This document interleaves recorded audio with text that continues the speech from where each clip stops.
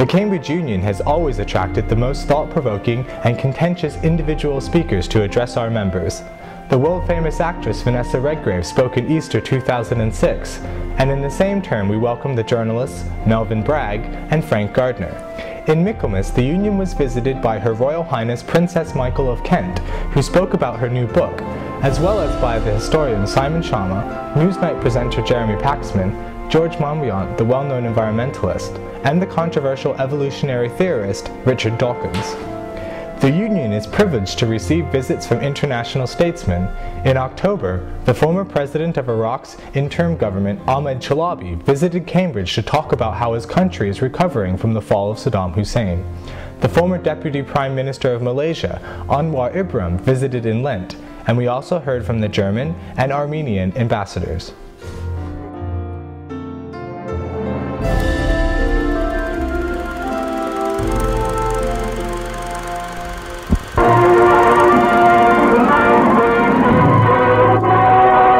The arsenal of democracy at flood tide as an avalanche of supplies pours into England and fateful invasion day nears.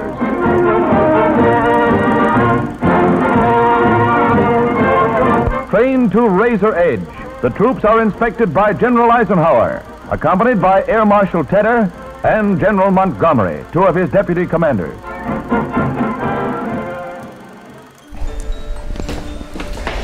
Here in the Union cellars in 1944, General Eisenhower set up a top-secret headquarters from which he helped plan the D-Day landings that liberated France from Nazi tyranny. The Union has an extensive and valuable archive of its 192-year history.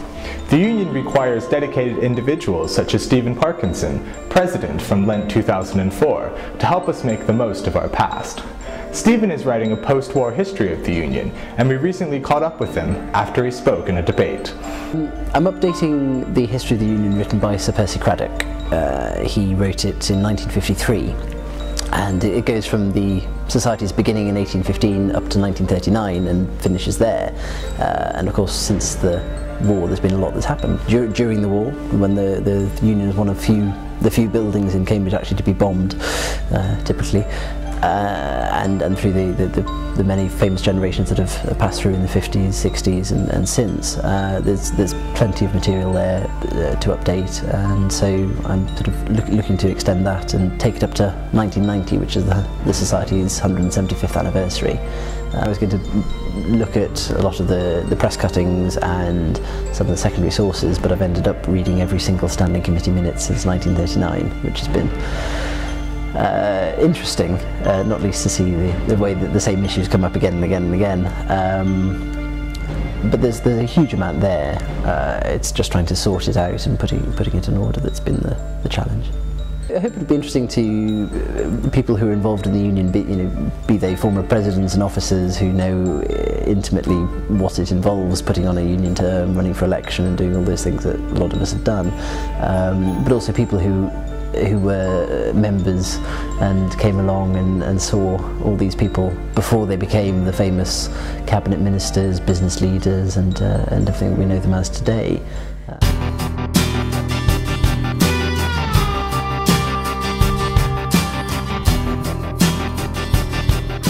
This year we've completely revamped the website to make it more interactive for our members. Standing committee minutes are now available online for all members in residence, and a gallery of photographs, old and new, is also available. Members can now book for events online, and a digital archive of Union history is constantly being updated.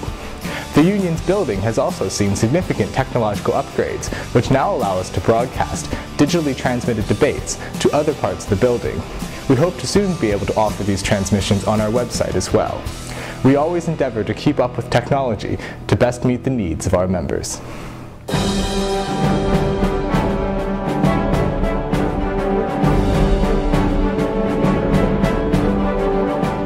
Our competitive debaters have enjoyed unparalleled success this year, and Cambridge is still one of the highest-ranking debating societies in the world.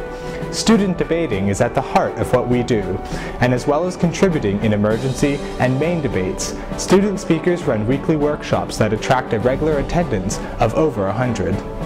Every week our debaters go to InterVarsity competitions across Europe. And this year, teams have reached the grand finals of Newcastle, Durham, Strathclyde, Warwick, UCL, and Oxford IVs. Cambridge speakers won the Bristol IV, the English Mace, and the Oxbridge Novice competition. We sent 5 teams to the World Championships in Vancouver, and the C team, Bob Nimmo and Ranald Clouston, reached the grand final.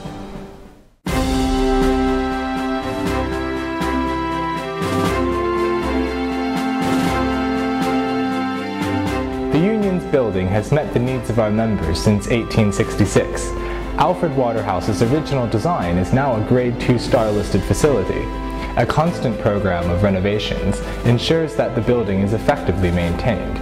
Recent works have included replacing the stone pinnacles on top of the library, and new fire escapes in the debating chamber ensure that it meets current regulations. Over the last 2 summers, students have redecorated the bar to provide a more comfortable environment, and new artwork has been provided for the lobby, bar, and dining room. As a result, bar revenues have increased significantly. We continue to look to the future. Projects currently being planned include refurbishing the snooker room, renovating the Mountbatten room, and returning the Fairfax Rhodes collection of valuable antiquarian books to our library.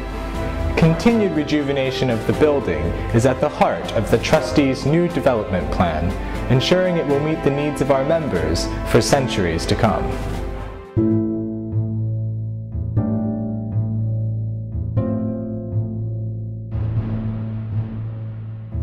We recognize the importance of our alumni, and so this year I created a special director of alumni relations.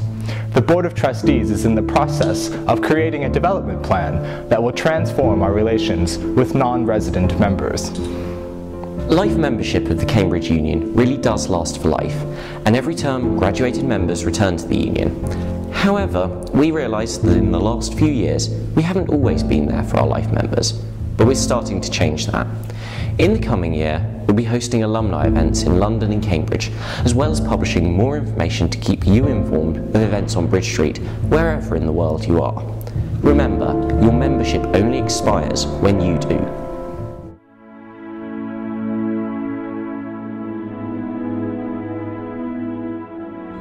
The Union relies on a team of student officers, senior officers, and trustees. We could not function without their continued dedication and loyalty, and for that, we are eternally grateful. As we approach our 3rd century, we see every single day that the Union is alive. We have a vision for the future. We see a better building, we see better events, we see better facilities for all our members. Every officer and every committee member works hard to achieve our aim. This is our past, this is our present, and this is our future. We will always work hard for greater debates, greater speakers, a greater union.